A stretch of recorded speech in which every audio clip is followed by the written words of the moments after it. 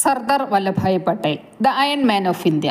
Indian സ്വാതന്ത്ര്യ സമര സേനാനിയും ഇന്ത്യയുടെ ഏകീകരണത്തിന്റെ പ്രധാന ശില്പികളിലൊരാളും ഇന്ത്യൻ നാഷണൽ കോൺഗ്രസിന്റെ രാഷ്ട്രീയ നേതാവുമായിരുന്നു സർദാർ വല്ലഭായ് പട്ടേൽ. ഇന്ത്യയിലെ ലോകമൊട്ടാകെ സർദാർ എന്ന പേരിൽ അദ്ദേഹം അഭിസംബോധന ചെയ്യപ്പെട്ടു. ബ്രിട്ടീഷുകാർക്കെതിരെ സമരം ചെയ്യാൻ നിസ്സഹകരണത്തിന്റെ അഹിംസയുടെ മാർഗമാണ് പട്ടേൽ സ്വീകരിച്ചിരുന്നത്. ശിഥിലമായി കിടന്നിരുന്ന സ്വതന്ത്ര ഇന്ത്യയെ ഒരുമിപ്പിക്കാനുള്ള ശ്രമങ്ങൾക്ക് നേതൃത്വം നൽകിയത് പട്ടേലായിരുന്നു. 565ഓളം സ്വയംഭരണാവകാശമുള്ള നാട്ടുരാജ്യങ്ങളെ നയതന്ത്രം കൊണ്ട് പട്ടേൽ ഇന്ത്യ യൂണിയന്റെ കീഴിൽ കൊണ്ടുവന്നു. 1875 ഒക്ടോബർ 31 ഗുജറാത്തിലെ ആനന്ദ് താലൂക്കിൽപ്പെട്ട കരംസാദ് ഗ്രാമത്തിലെ ഒരു കർഷക കുടുംബത്തിലാണ് സർദാർ വല്ലഭായ് പട്ടേൽ ജനിച്ചത്. അച്ഛൻ ജാബിർഭായ് പട്ടേലായിരുന്നു. അമ്മ ലാഡ്ഭായി ആയിരുന്നു. 6 മക്കളിൽ 4ാമത്തെ ആളായിരുന്നു സർദാർ വല്ലഭായ് പട്ടേൽ. അദ്ദേഹത്തിൻ്റെ ജ്യേഷ്ഠന് വിഠൽഭായ് പട്ടേലായിരുന്നു. 1857 ഒന്നാം സ്വാതന്ത്ര്യ സമരത്തിൽ ഝാൻസി റാണിയുടെ സൈന്യത്തിൽ പ്രവർത്തിച്ച ആളായിരുന്നു പിതാവ്. സ്കൂൾ വിദ്യാഭ്യാസ കാലത്ത് തന്നെ അനീതിക്കെതിരെ അദ്ദേഹം ശബ്ദമുയർത്തിയിരുന്നു. അദ്ദേഹം ബാരിസ്റ്റർ ബിരുദം കരസ്ഥമാക്കി.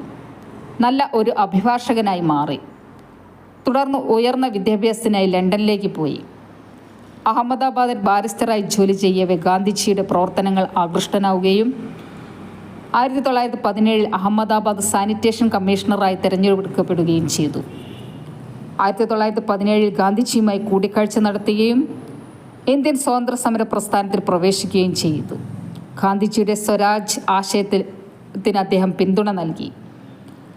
1918 ഖേദ കർഷക സമരത്തിൽ ഗാന്ധിജിയോടൊപ്പം പ്രവർത്തിച്ചു. 1922, 1924, 1927 വർഷങ്ങളിൽ അഹമ്മദാബാദ് മുനിസിപ്പൽ പ്രസിഡന്റായി തിരഞ്ഞെടുക്കപ്പെട്ടു. ബർദോളി സത്യാഗ്രഹം നയിച്ച സർദാർ വല്ലഭായ് പട്ടേലാണ്. 1925 വെള്ളപ്പൊക്കവും കടുത്ത ക്ഷാമവും തുടർന്ന് ഗുജറാത്തിലെ ബർദോളി താലൂക്കിലെ കർഷകർ നേരിട്ട സാമ്പത്തിക നഷ്ടവും നികുതി നിഷേധവുമായി ബന്ധപ്പെട്ട് 1928 പട്ടേലിൻ്റെ നേതൃത്വത്തിൽ ബർദോളി സത്യാഗ്രഹം സംഘടിപ്പിക്കപ്പെട്ടു. സത്യാഗ്രഹത്തിൽ അദ്ദേഹം വഹിച്ച പങ്കിനെ അനുസ്മരിപ്പിച്ച് ഗാന്ധിജി അദ്ദേഹത്തെ സർദാർ എന്ന് അഭിസംബോധന ചെയ്തു. തുടർന്ന് നികുതി വെട്ടിക്കുറയ്ക്കുകയുണ്ടായി. അദ്ദേഹത്തെ സർദാർ എന്ന് ആദ്യമായി അഭിസംബോധന ചെയ്ത സരോജിനി നായിഡു എന്ന ചില പുസ്തകങ്ങളിൽ പറയുന്നുണ്ട്. 1930 സിവിൽ നിയമലംഘന പ്രസ്ഥാനത്തിൽ പങ്കെടുത്ത് അറസ്റ്റ് വരിച്ചു. 1931 കറാച്ചി INC സമ്മേളനത്തിൽ പ്രസിഡന്റായി തിരഞ്ഞെടുക്കപ്പെട്ടു. 1932 രണ്ടാം വട്ടമേശ സമ്മേളനം പരാജയപ്പെട്ടപ്പോൾ ഗാന്ധിജിയോടൊപ്പം ജയിലിലടയ്ക്കപ്പെട്ടു. എങ്കിലും മൗലികാവകാശങ്ങളുടെ ഒരു പ്രമേയം അവിടെ അവതരിപ്പിക്കപ്പെടുകയുണ്ടായി. 1946 സെപ്റ്റംബർ 2 നെഹ്റുവിൻ്റെ നേതൃത്വത്തിൽ ഇടക്കാല ഗവൺമെൻറ് അധികാരത്തിൽ വന്നപ്പോൾ ആഭ്യന്തര വകുപ്പ് കൈകാര്യം ചെയ്തത് സർദാർ വല്ലഭായ് പട്ടേലായിരുന്നു. കൂടാതെ ഇൻഫർമേഷൻ ആൻഡ് ബ്രോഡ്കാസ്റ്റിംഗ് മിനിസ്റ്ററായി അദ്ദേഹത്തെ തിരഞ്ഞെടുക്കപ്പെട്ടു. ഭരണഘടനാ നിർമ്മാണ സഭയിൽ പട്ടേൽ അധ്യക്ഷത വഹിച്ചു. ഇന്ത്യയുടെ മാഗ്ന കാർട്ട എന്നറിയപ്പെടുന്ന മൗലികാവകാശങ്ങളുടെ ശില്പി സർദാർ വല്ലഭായ് പട്ടേലാണ്. 1946 ഡിസംബർ 6 കോൺസ്റ്റിറ്റ്യൂന്റ് അസംബ്ലി അല്ലെങ്കിൽ ഭരണഘടനാ നിർമ്മാണ സഭ രൂപീകരിച്ചു.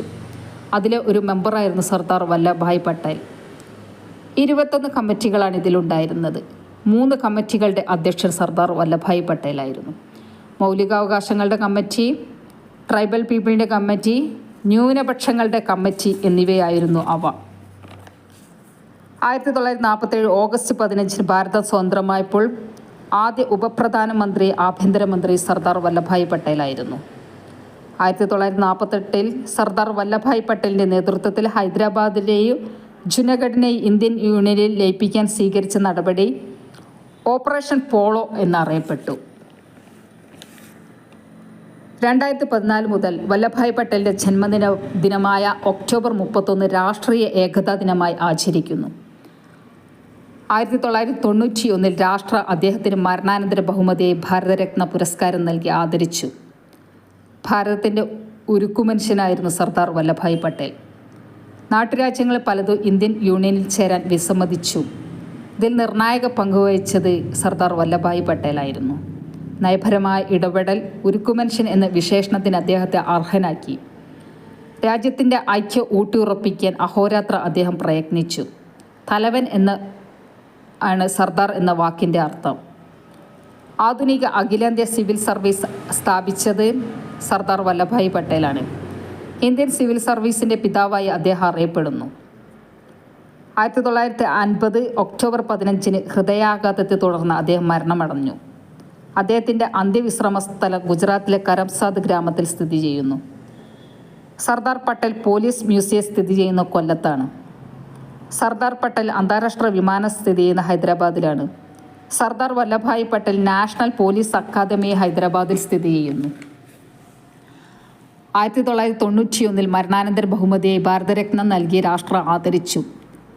2013 ഒക്ടോബർ 31 ഗുജറാത്ത് മുഖ്യമന്ത്രിയായിരുന്ന നരേന്ദ്രമോദി സ്റ്റാച്യു ഓഫ് യൂണിറ്റിയുടെ തറക്കല്ലിട്ടു.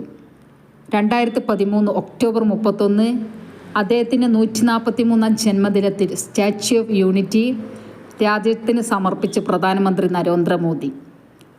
ഗുജറാത്തിലെ നർമ്മദ നദിക്കരയിൽ സാധുബെറ്റ് ദ്വീപിലാണ് ഇത് സ്ഥാപിച്ചിട്ടുള്ളത്. ഇതിൻ്റെ ഉയരം 182 മീറ്ററാണ്. എനിക്കൊരു കൾച്ചറെ അറിയൂ, അത് അഗ്രികൾച്ചറാണ് എന്ന് പ്രഖ്യാപിച്ച വ്യക്തിയാണ് സർദാർ വല്ലഭായ് പട്ടേൽ. ഇന്ത്യയുടെ ഉരുക്കു മനുഷ്യൻ, ഇന്ത്യൻ ബിസ്മാർക്ക് എന്ന പേരിലല്ല അദ്ദേഹം അറിയപ്പെടുന്നു. ലോകത്തിലെ ഏറ്റവും ഉയരം കൂടിയ പ്രതിമയാണ് സ്റ്റാച്യു ഓഫ് യൂണിറ്റി. 3000-ത്തിലധികം കോടി രൂപ ചെലവിട്ടാണ് ഇത് നിർമ്മിച്ചിട്ടുള്ളത്. ഇന്ത്യ എന്ന മഹാരാജ്യത്തെ സൃഷ്ടിച്ച സർദാർ വല്ലഭായ് പട്ടേലാണെന്ന് പറയാം. നിശ്ചയദാർഢ്യത്തിൻ്റെ ഉരുക്കുമനുഷ്യനായിരുന്നു അദ്ദേഹം. നാട്ടുരാജ്യങ്ങളുടെ സംയോജനത്തിന് പരിഹാരമുണ്ടാക്കാൻ ഗാന്ധിജി ഏൽപ്പിച്ചത് സർദാർ വല്ലഭായ് പട്ടേലിനെയാണ്.